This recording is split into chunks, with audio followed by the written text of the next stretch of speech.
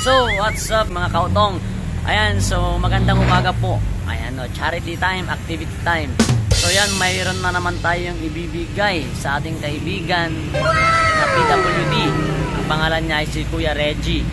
So bibigyan natin siya ng regalo. So kung ano yung regalo na yun, abangan nyo. Tara, puntahan natin siya. So ayan na nga oh. So ito na yung regalo natin kay Kuya Reggie. Let's go! Oh, diba?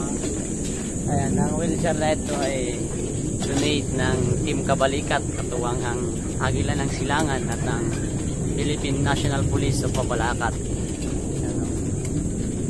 Let's go, let's go!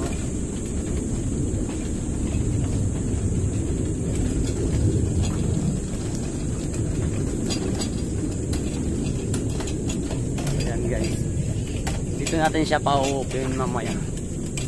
Pakita natin, tignan natin kung ano yung magiging reactions niya. Diba?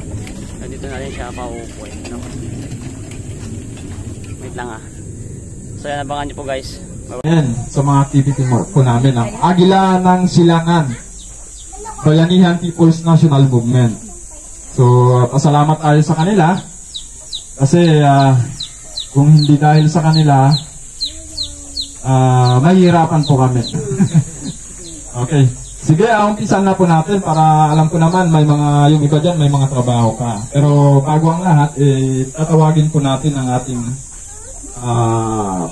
kasama, si Pastor Angel, si Pastor Daniel Pasamonte.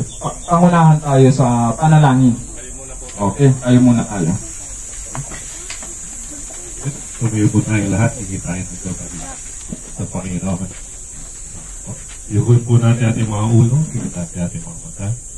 Tayo manalangin. Panginoon, kami nagpupuri muli, nagpapasalamat sa inyo sa oras na ito, sa pagkakataon na kami makapagbigay muli ng tulong sa aming mga kababayan dito sa Kapal Village. Panginoon, kasama aming kapulisan at yung Agila ng Silangan upang kami tulungan o pahatid ng tulong sa mga kababayan at mga bahaginan tulad namin.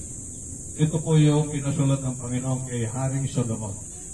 Ang Diyos po ay nagpakilala na siya ay hari ng mga hari, Panginoon ng mga Panginoon, Diyos ng mga Diyoses.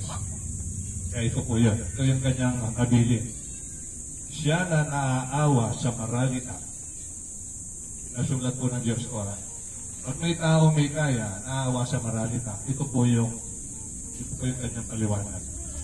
Siya na naawa sa maralita ay nagpapahiram sa Panginoon. Parang hinalit ko dahil tinulungan mo ako. Okay.